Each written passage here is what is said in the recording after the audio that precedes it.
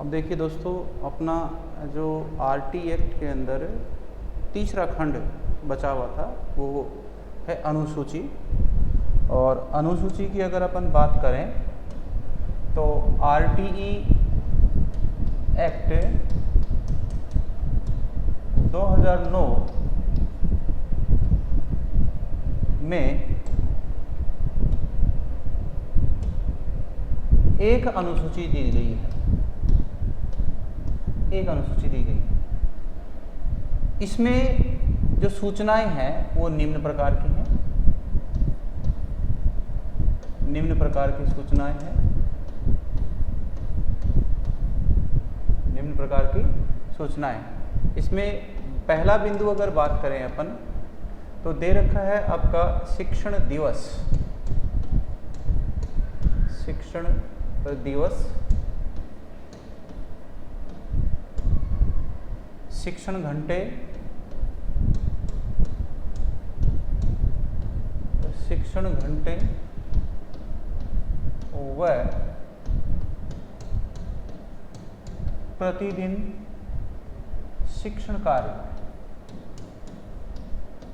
प्रतिदिन शिक्षण कार्य, ये दे रखा है इसके अंतर्गत। तो सबसे पहले मैं ले रहा हूँ प्राइमरी स्कूल कक्षा 1 से 5 के लिए।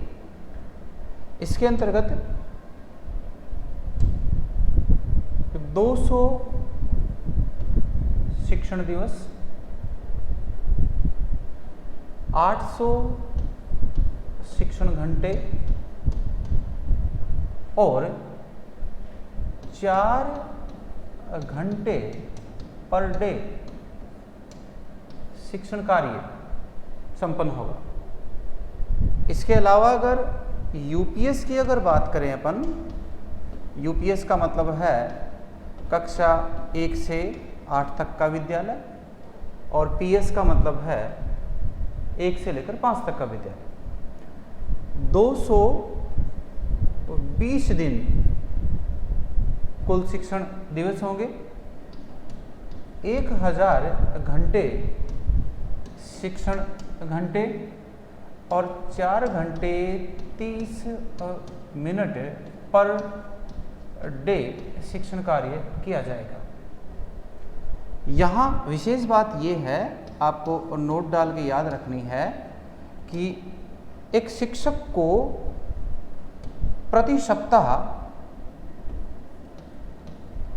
45 घंटे शिक्षण कार्य करवाना, शिक्षण कार्य करवाना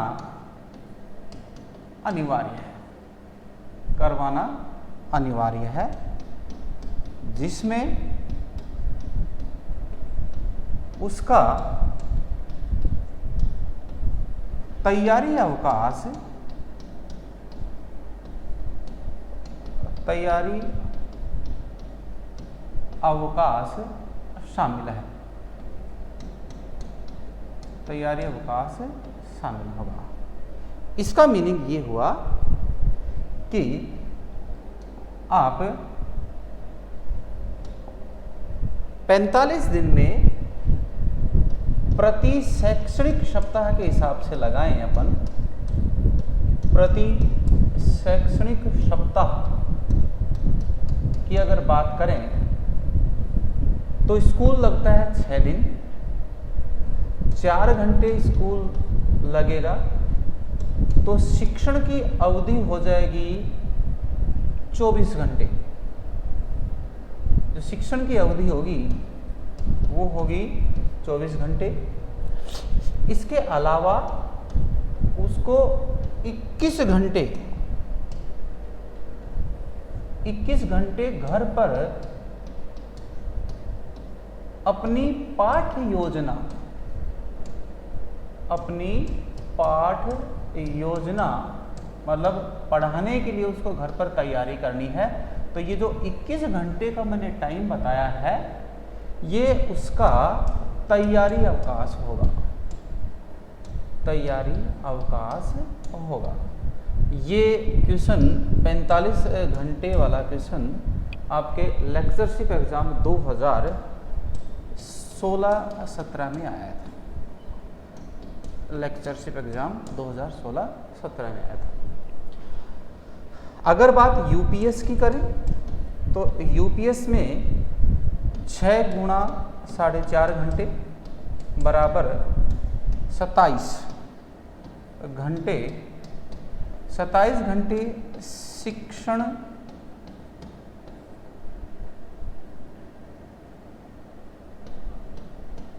कार्य करवाएगा, प्लस 18 घंटे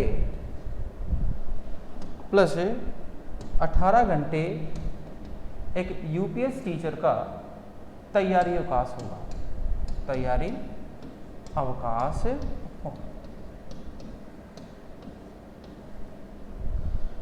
ये तो हुआ विषय वस्तु ए, जिसमें हमने पहले में बात की ए विषय वस्तु। उसके बाद अगर हम बात करें बी विषय वस्तु की, बी विषय वस्तु इसके अंतर्गत आपको शैक्षणिक व्यवस्था व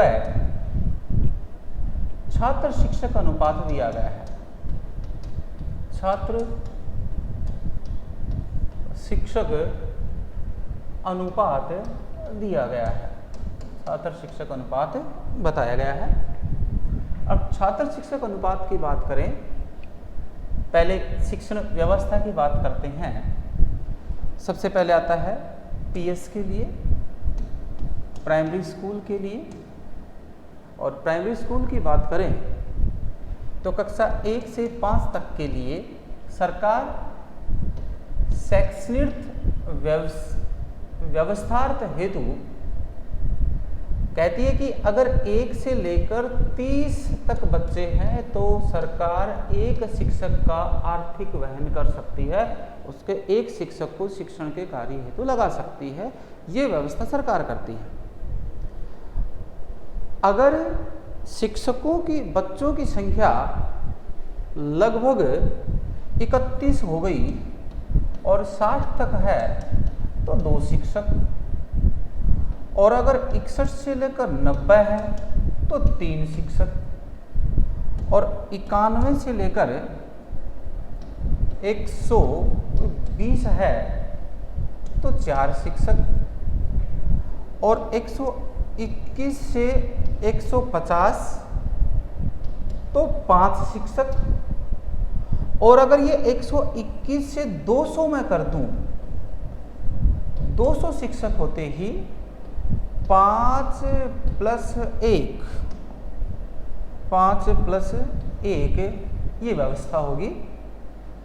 5 शिक्षक शिक्षण कार्य करवाएंगे, 5 शिक्षक शिक्षण कार्य करवाएंगे, 5 शिक्षक प्लस जो 1 शिक्षक है यह उस स्कूल का हेड टीचर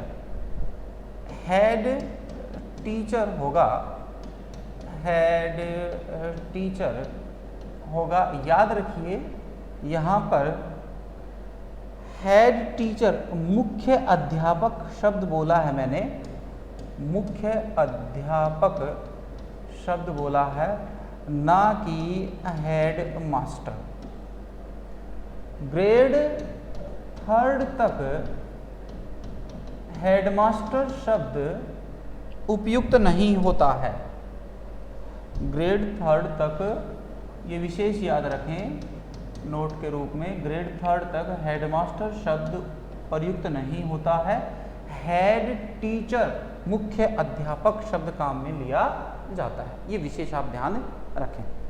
ओके, उसके बाद में नेक्स्ट आता है आपका, ये तो हुआ पीएस स्कूल तक का। अब बात करते हैं यूपीएस स्कूल की। यूपीएस स्कूल के अंदर सरकार कहती है कि हमें 3 विषय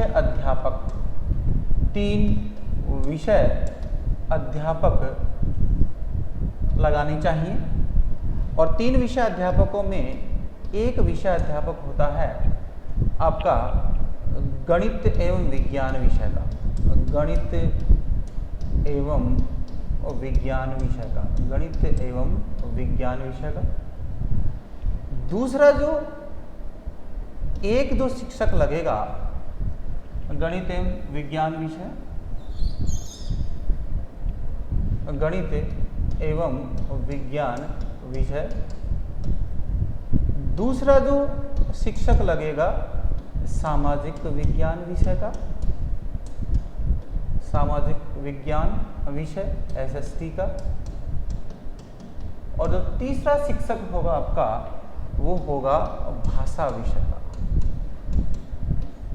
भाषा विषय का शिक्षक होगा। ये 3 विषयाध्यापक काउंट किए जाएंगे यूपीएस के अंतर्गत।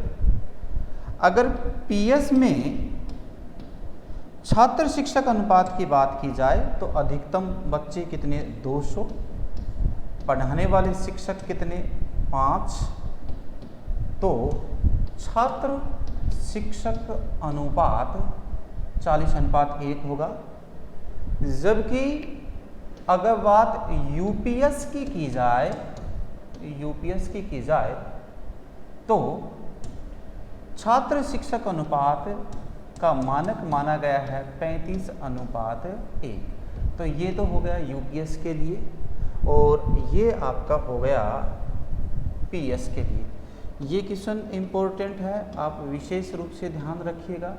और ये यूपीएस वाला भी क्वेश्चन क्या है, विशेष इम्पोर्टेंट माना जाता है जी।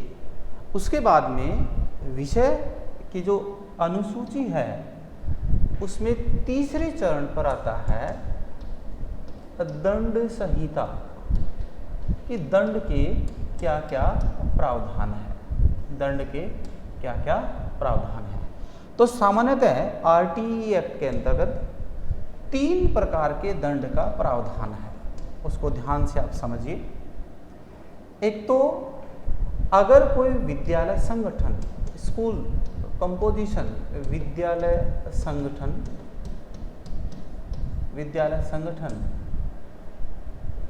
बच्चे का या बच्चे के अभिभावक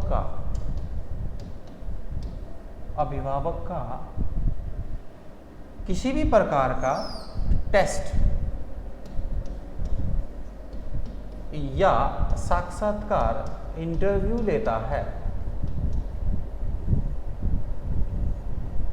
तो इसको निरुद्ध किया गया है। इसका संचालन विद्यालय संगठन नहीं कर सकता। अगर प्रथम बार ऐसा करने पर वह पकड़ा जाए तो पहली बार 25,000 रुपये, दूसरी बार 50,000 रुपये और तीसरी बार उसकी NOC, नॉन ऑब्जेक्शन सर्टिफिकेट, यानी कि मान्यता रद्द करने का प्रावधान है। दूसरी धारा 18 व धारा 19 में दिए गए यदि कोई विद्यालय निश्चित समय में मानक पूरे नहीं करता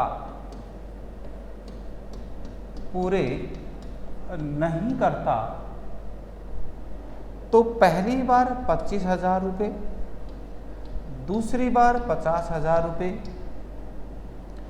तथा तीसरी बार अगर फिर से गलती करता हुआ पकड़ा जाए तो 10,000 रुपये जुर्माने, 10,000 रुपये प्रतिदिन जुर्माने का प्रावधान है, जुर्माने का प्रावधान है। ओके, उसके बाद बात करते हैं तीसरी दंड संहिता की। अगर कोई विद्यालय संगठन धारा 12 के अनुसार, धारा 12 के अनुसार अपने विद्यालय की कक्षा प्रथम की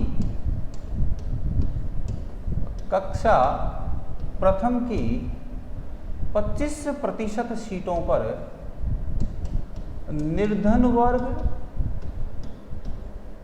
या दुर्बल वर्ग के बच्चों से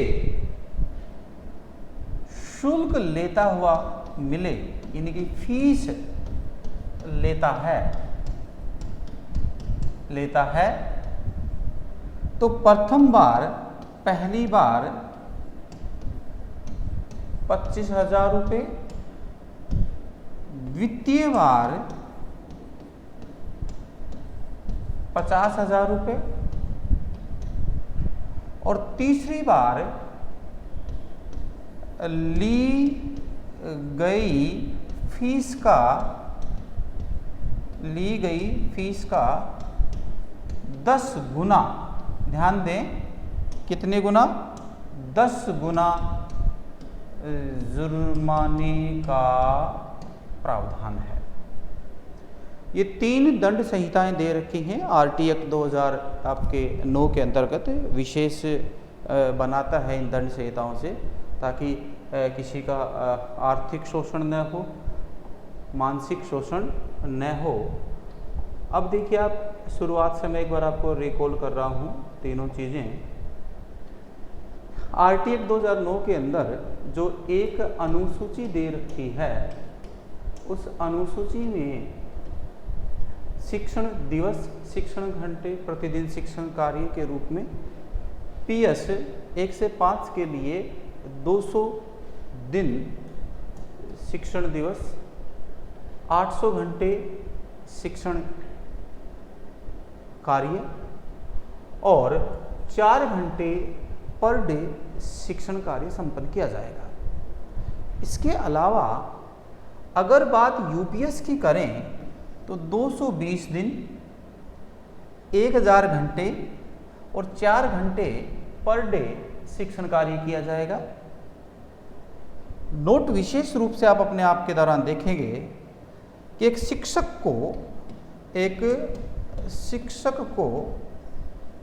प्रति सप्ताह का मतलब है शैक्षणिक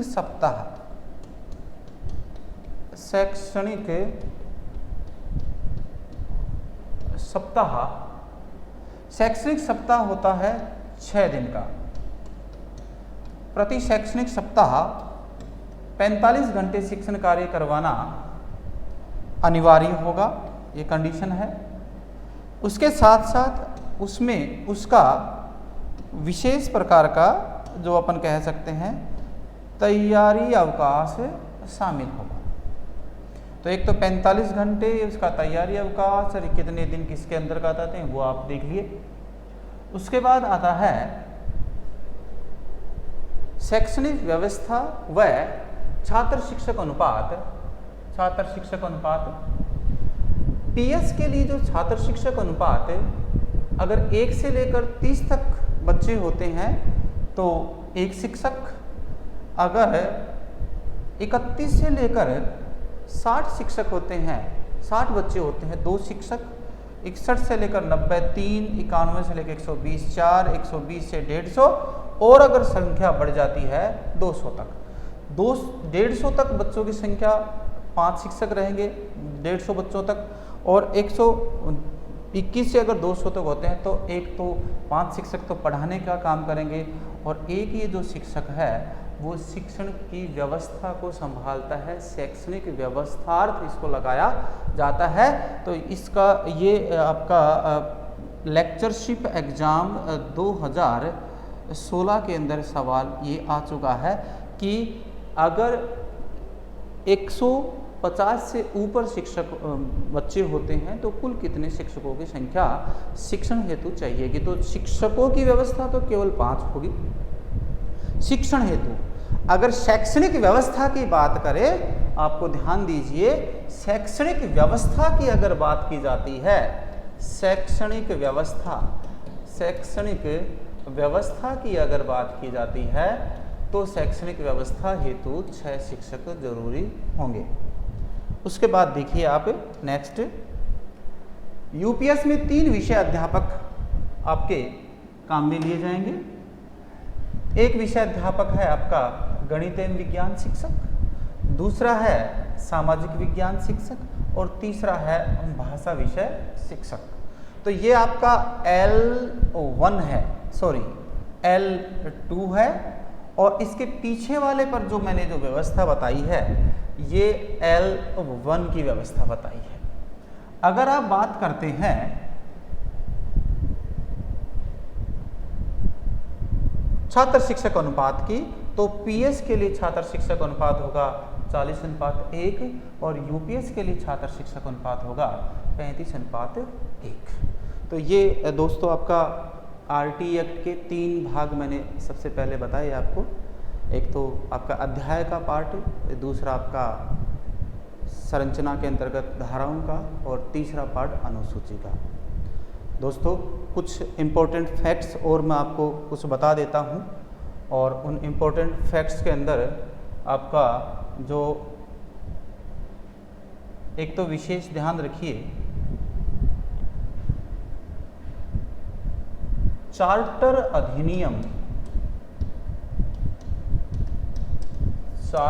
अधिनियम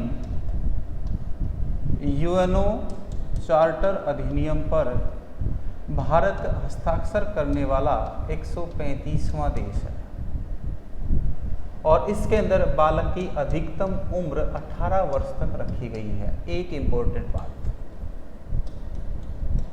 दूसरी बात, आरटीई एक्ट 6 से 14 वर्ष के बच्चों को निःशुल्क शिक्षा देने की बात करता है, निःशुल्क शिक्षा देने की बात करता है। तीसरी बात, भारत में जो आरटी एक्ट है वह केंद्रीय अधिनियम 35 के तहत संविधान के अंतर्गत अधिनियमित किया गया। केंद्रीय अधिनियम संख्या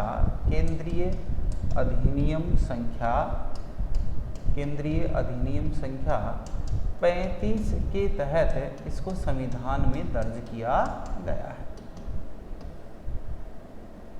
उसके साथ साथ धारा 21 क के तहत शिक्षा का मौलिक अधिकार अपनाया गया, जिसमें 6 से 14 वर्ष के बच्चों को जिसमें 6 से 14 वर्ष के बच्चों को निःशुल्क एवं अनिवार्य शिक्षा मिलेगी। निःशुल्क एवं अनिवार्य शिक्षा, माफ कीजिएगा, 6 से 14 वर्ष के बच्चों को शिक्षा मौलिक अधिकार होगा, मूल अधिकार होगा। उसके साथ साथ दोस्तों 51 के या ट में भाग 4 में भारतीय माता पिता या अभिभावकों का भी एक मूल दायित्व, मौलिक कर्तव्य जोड़ा गया, और ये मौलिक कर्तव्य जोड़ने की जो बात थी, ये 11वां मौलिक कर्तव्य जोड़ा गया कि वो अपने बच्चों को शिक्षा देने हेतु अपने दायित्व का निर्वाह करेंगे। शिक्षा देने हेतु अपने दायित्व का निर्वाह करेंगे, बच्चे के लिए समुचित व्यवस्था करने का अपने दायित्व का निर्वाह करेंगे। इस बात के साथ में दोस्तों ये आरटीई एक्ट आपका लगभग मेरी दृष्टिकोण से सारा समाप्त हो गया है। लगभग ये आपके सामने 2 वीडियोज हैं। एक वीडियो पहला आरटीई एक्ट के बारे में मैंने आज़ाद भारत से पहले की व्यवस्था को समझाया है। उसके बाद में 1947 से लेकर 9 के बीच में जितनी भी शिक्षण के तहत जितनी शैक्षणिक संस्थाओं का निर्माण हो उनके बारे में बताया है। उसके बाद दूसरे वीडियो के अंतर्गत मैंने आरटी एक्ट की संरचना को, उसके अध्यायों को, उसकी धाराओं को और उसकी अनुसूची को रखा है। तीसरा जो वीडियो दोस्तों आपके सामने जो आएगा उसके अंतर्गत आपको आरटीई एक्ट के 100 क्वेश्चंस, 100 प्रश्न मिलेंगे, जिनका मैं आपको अगले इस वीडियो में सॉल्यूशन करवाने जा रहा हूँ। ठीक है, ओके, थैंक यू।